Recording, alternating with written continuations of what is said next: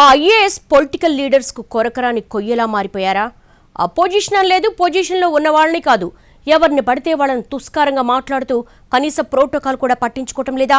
Sir వైఖరితో ప్రభుత్వ పెద్దలు సైతం తలలు పట్టుకోవాల్సి వస్తుందా?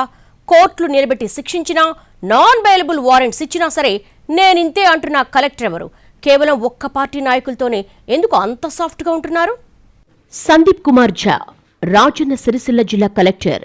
మ్యాటర్ ఏదైనా నిక్కచ్చిగా వ్యవహరిస్తారని, రూల్స్ అంటే రూల్సే, ఎవరికి మినహాయింపు లేదు అన్నట్టుగా ఉంటారన్న పేరుంది. అంతవరకు వెరీ గుడ్, బాగానే ఉందనుకుంటున్నా పదే పదే ఆయన తీరు వివాదాస్పదం కావడం మాత్రం రాజకీయ వర్గాల్లో హాట్ టాపిక్ అయిందే.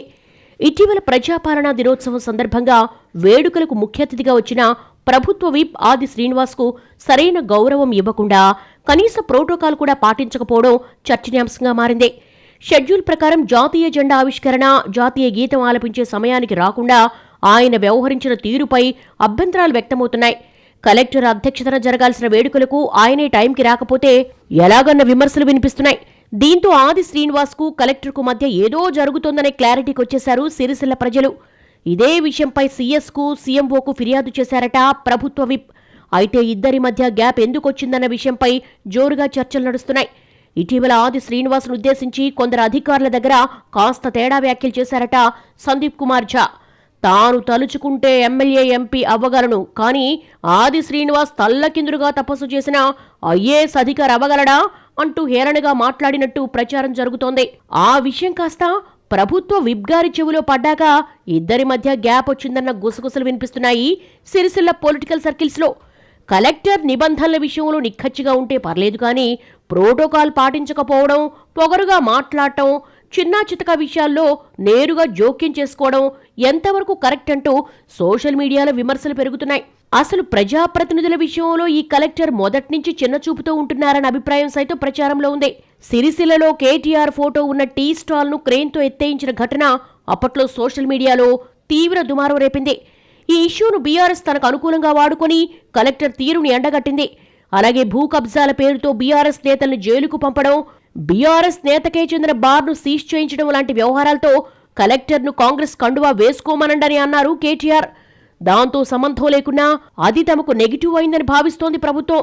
అలాగే వృద్ధ రైతులను రిమాండ్కు తరలించిన అంశంలో కలెక్టర్ వ్యవహరించిన తీరు ప్రభుత్వానికి తలనొప్పిగా మారిందని అప్పట్లో హస్తం పార్టీలో చర్చ జరిగిందట.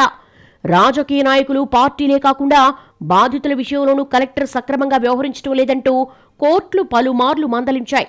ఓ మహిళకు సంబంధించిన కేసులో న్యాయమూర్తి కలెక్టర్ను కోర్టుకు రప్పించి 2 గంటల పాటు నిలబెట్టి క్షమాపణలు చెప్పించిన తీరు రాష్ట్ర వ్యాప్తంగా చర్చనీయాంశమైంది. చీర్లవంచ గ్రామానికి చెందిన మిడ్మానేరు నిర్వాసితుడికి పరిహారం విషయంలోనూ తీర్పును అమలు చేయకపోవడంతో ఆయనపై నాన్ బెయిలబుల్ వారెంట్ జారీ చేసింది హైకోర్టు. గతంలో ఆయన పనిచేసిన ఆసిఫాబాద్ జిల్లాలోనూ ఇలాంటి ఆరోపణలే వచ్చాయట. సారు దెబ్బకక్కడ మండల స్థాయి సిబ్బంది సామూహిక సెలవులు పెట్టి మరీ వెళ్లిపోయేవారట. దీంతో అటు ప్రతిపక్ష పార్టీతో, ఇటు ప్రభుత్వంలో ఉన్నవారితో కూడా కలెక్టర్ సాబ్ సై అంటే సై అని ఎందుకు అంటున్నారన్న డౌట్స్ పెరుగుతున్నాయి ఎక్కువ మందికి. ఆ అనుమానాలతోనే ఆరా తీసిన కొందరికి కొన్ని ప్రత్యేక సంగతులు తెలిసాయట. సార్కు వ్యక్తిగత సమస్యలు కొన్ని ఉన్నాయని, వాటి దృష్ట్యా సెంట్రల్ సర్వీసులకు వెళ్లాలనే ప్లాన్లో ఉన్నారన్న ప్రచారం జరుగుతోంది. అందుకే ఇలా ఇక్కడ ఎవ్వరితోనూ సఖ్యతగా ఉండకుండా దూకుడిగా వ్యవహరిస్తున్నారనే మాటలు వినిపిస్తున్నాయి. వాటికి ఊతమిచ్చేలా బీజేపీ ప్రోగ్రామ్స్తో పాటు కేంద్ర మంత్రి బండి సంజయ్ పాల్గొనే కార్యక్రమాల్లో ఆయన అత్యంత శ్రద్ధగా ఉంటున్నారట. దీంతో సందీప్ సార్ సెంట్రల్ సర్వీసులకు వెళ్లడం ఖాయమనే మాట గట్టిగా వినిపిస్తోంది. ఇటు పొలిటికల్ లీడర్స్తో పాటు కోర్టులతో తేడాగా వ్యవహరిస్తూ, మరోవైపు ఎవరు ప్రశ్నిస్తే వారిని టార్గెట్ చేస్తూ పోతున్న సందీప్ కుమార్ ఝా విషయంలో తెలంగాణ ప్రభుత్వం ఎలా స్పందిస్తుందో చూడాలంటున్నారు పరిశీలకులు.